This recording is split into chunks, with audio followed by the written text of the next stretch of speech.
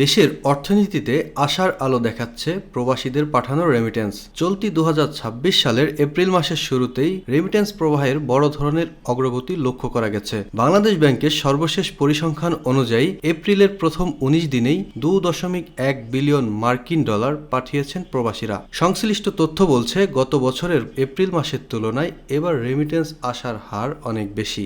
2025 সালের 1 এপ্রিল থেকে 19 এপ্রিল পর্যন্ত দেশের রেমিটেন্স এসেছিল 1.7 বিলিয়ন ডলার। অর্থাৎ গত বছরের একই সময়ের তুলনায় এবছর রেমিটেন্স বেড়েছে প্রায় 23.8%। কেবল মাসিক ভিত্তিতেই নয়, পুরো অর্থ বছরের হিসেবেও রেমিটেন্স প্রবাহের শক্তিশালী অবস্থান লক্ষ্য করা যাচ্ছে। 2025-26 অর্থ বছরের জুলাই থেকে 19 এপ্রিল 2026 পর্যন্ত দেশে মোট 28.3 বিলিয়ন ডলারের রেমিটেন্স এসেছে। বিগত 2024-25